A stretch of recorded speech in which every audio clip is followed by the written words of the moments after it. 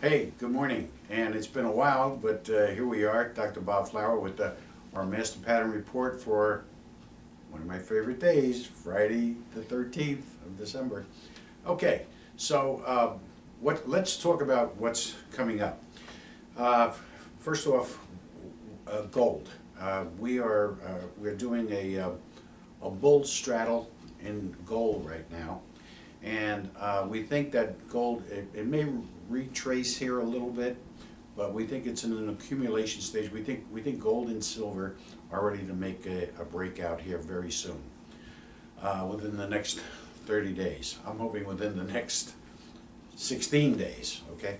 Um, but we see an upside move with the metals. We think that the dollar is going to take more and more of a hit as the days and weeks go by, as our economy sputters. We think that the market, we've been calling for an up market all this time. We said until the end of the year, and we're at that point right now where we think the market's going to make a turn. Uh, uh, the behind the scenes rumblings is that the Treasury is going to start cutting back on this gift of gold, manna from heaven. You know, the $85 billion a month that they're pouring into the into banks and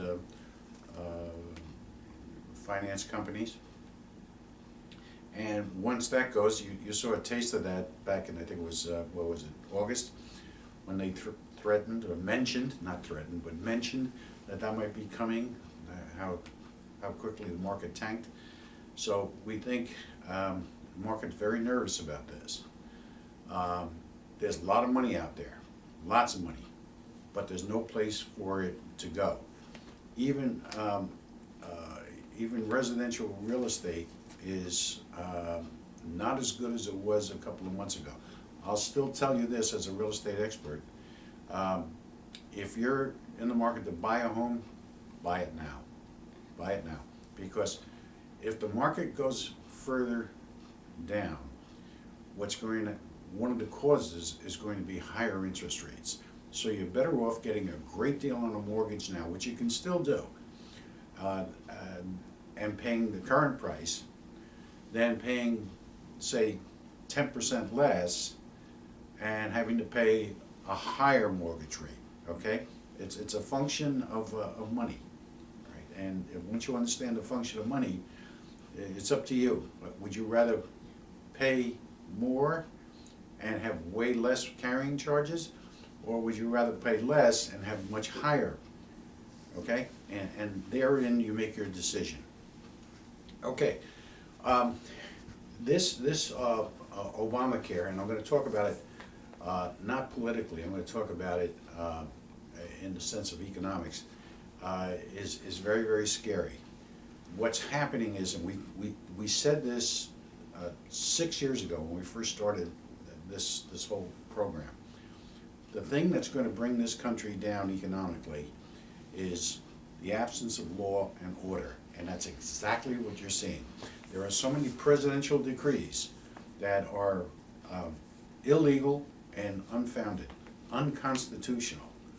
In fact, there is a congressional and Senate um, group, two separate groups that are working together to conceivably bring about a movement for impeachment based on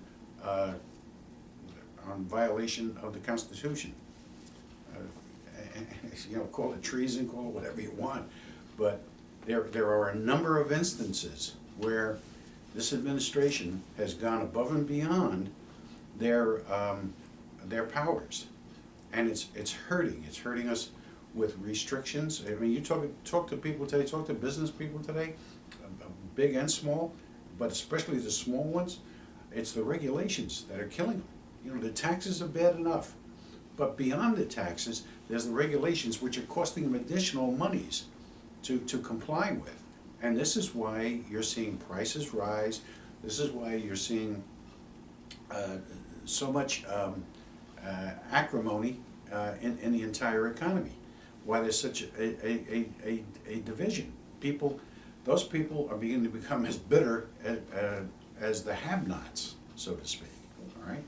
So this diversion, this polarity, is tearing apart our country, and people.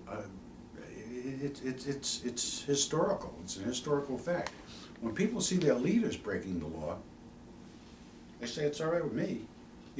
When President Nixon lied with Watergate and what he put us all through, he gave everybody in this country the right to lie, to deceive.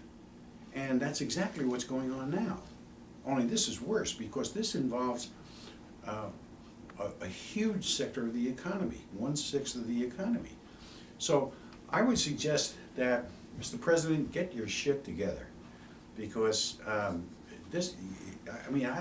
unless your intent is to ruin this country and the spirit of this country, you're doing it. You're killing it. So I would suggest that the Democrats bond together, and they put the radicals on the spot. And I would suggest that the Republicans bond together and put their radicals on the spot, because we can't live in radical situations. It doesn't work. Right? You've got to come closer to the middle, or more mainstream. More mainstream Democrats, and I got to tell you, I'm a Jack Kennedy Democrat. I loved Jack Kennedy. I love what he stood for. I loved his energy, his spirit.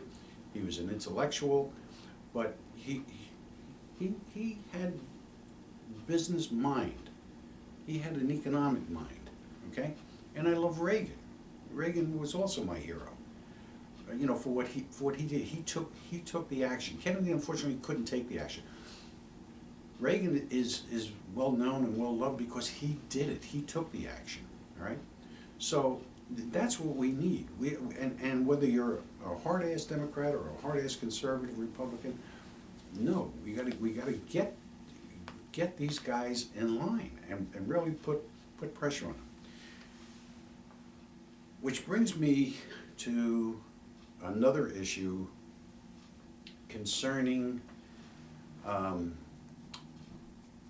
the other shows that we do with the Achievement Forum, okay, and developing potential. These people who are on the dole, the public T, all right, who are living off of unemployment, living off of their housing, their housing costs, their food stamps and whatnot, who are healthy and capable, but playing the system, are people who are soulless. They have no spirit. They don't know how to deal with adversity. They don't have responsibility. They have, as my grandfather used to say, they have no class, right? And these people are becoming more and more in vogue, and that's a damn shame. Because the one thing that I will agree heavily with the Tea Party is the spirit of America is being attacked. Religious spirit, economic spirit, social spirit, constitutional spirit, right? The founding spirit. There are too many people who have worked hard, strove for success, and are being successful, who need help, who are actually being denied, while others who are going on 3 years unemployment. Now, let me tell you something. If you were working and you're unemployed for 3 years, shame on your ass.